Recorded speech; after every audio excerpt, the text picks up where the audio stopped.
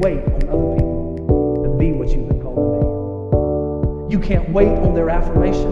You can't wait on their approval. You can't wait on their support. Sometimes you just got to run and look behind you and say, everybody who wants to run. Bonjour à tous et bienvenue sur Wheels and Driver. Aujourd'hui, on se retrouve à Lisbonne, au Portugal, pour l'essai du nouveau XC40 de Volvo, une marque suédoise qui vient de sortir son nouveau SUV compact premium, qui va venir chercher tout ce qui est XE1, Q2, e-Pace, etc. Donc vraiment le premium du SUV compact. Hier, j'ai eu un XC40 en D4 all-wheel drive, rouge et avec le toit blanc, donc en biton.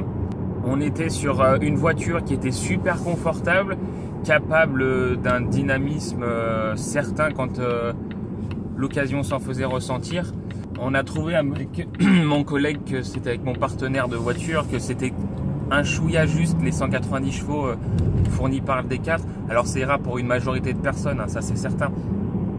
Mais on aurait aimé peut-être un chouïa plus. Malgré le fait qu'il y a un mode dynamique qui nous permet de jouer un petit peu sur la réponse à l'accélérateur, une direction raffermie et éventuellement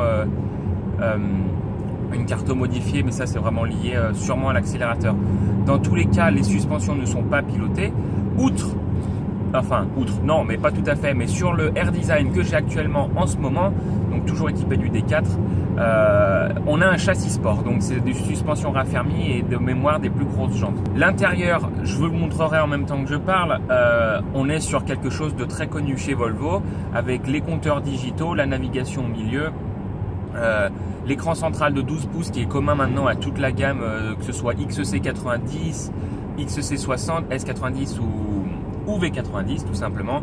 Donc c'est connu et reconnu, on gère sa voiture et on se fait sa voiture avec une personnalisation quasi totale des modes, etc. à partir de cet écran. Il est entièrement tactile, réactif. On a néanmoins constaté des petites lacunes au niveau du GPS sur le fait qu'il y avait souvent, voire tout le temps en fait, un temps de retard entre votre position sur le GPS et votre précision lorsque vous roulez.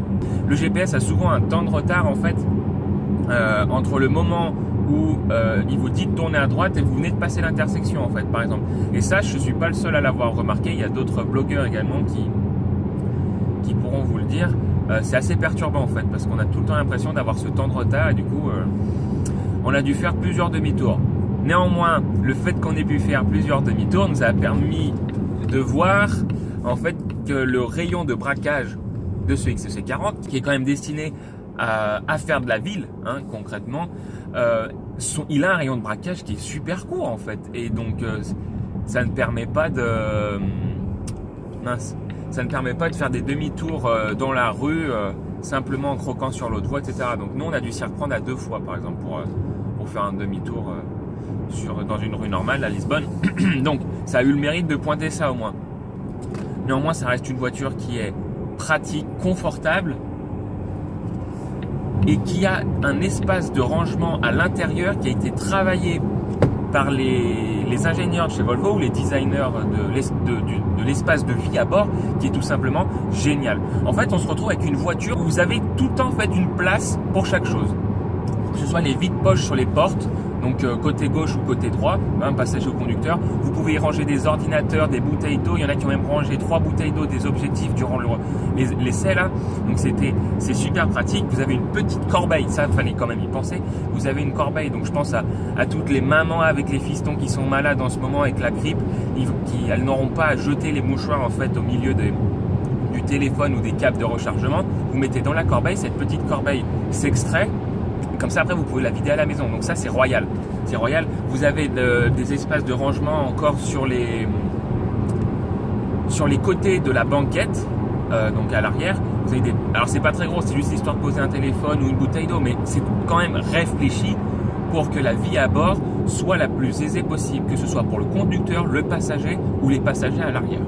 On est équipé du son Harman Kardon, donc là-dessus, rien à dire, c'est quelque chose de connu et reconnu. Là-dessus, je ne ferai pas de commentaire. Un autre commentaire qui est en fait, c'est une première pour moi sur un long prêt en fait, c'est le pilote assist. Donc vous voyez, je lâche les mains. Voilà, c'est pas très bien, mais je le fais juste pour vous montrer. Donc en fait, on est sur l'autoroute. Voilà, là j'ai le message, utilisez la direction, reposez vos mains. Donc, on est sur l'autoroute et on a donc des caméras, des caméras et des capteurs qui bossent conjointement, qui nous permettent, qui permettent surtout à la voiture, moi en quelque sorte là je ne fais absolument rien, qui permettent à la voiture de lire les lignes. Donc là on est sur une autoroute avec une double voie, donc ils lisent la ligne blanche de la bande d'arrêt d'urgence et la ligne centrale. Et donc en fait on a le pilote assist qui est donc une aide de pilotage par Volvo qui, à l'aide d'un petit volant, en fait, une fois que vous l'activez à partir du volant, vous avez un logo volant vert qui est actif pour dire que le système est actif. Donc en fait, la voiture capte la vitesse de la voiture de devant.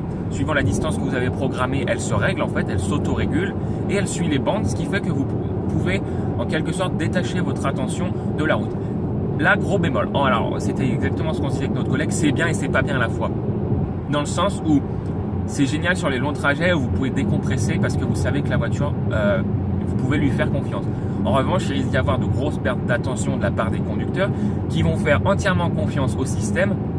Et donc c'est là que nous, on a un petit peu peur de cette conduite en quelque sorte semi-autonome où à quel moment le pilote ou la voiture prend le dessus.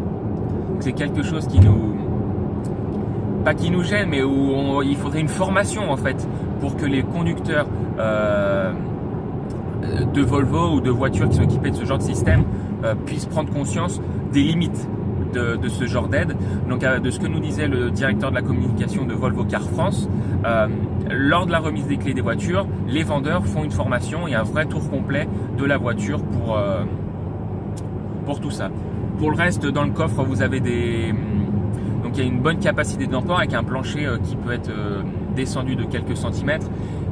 Ils ont vraiment bossé sur le fait que vous pouvez compartimenter votre coffre, vous pouvez mettre des valises sous le plancher, vous pouvez plier votre plancher et ranger des sacs derrière pour pouvoir faire une barrière et en mettre encore par-dessus.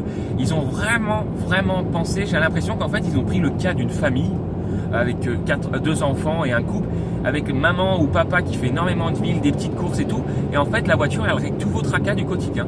Et ça c'est assez impressionnant sur le fait que on se retrouve avec une voiture qui est donc déjà à notre image, puisque vous avez de différentes personnalisations possibles au niveau des couleurs. Vous avez du noir, du bleu turquoise, qu'est-ce qu'il y a d'autre, du rouge. En plus de ça, vous pouvez profiter du piton, donc ça peut être des toits en blanc, des toits en noir. Il y a des combinaisons qui sont vraiment sympathiques, vraiment c'est royal.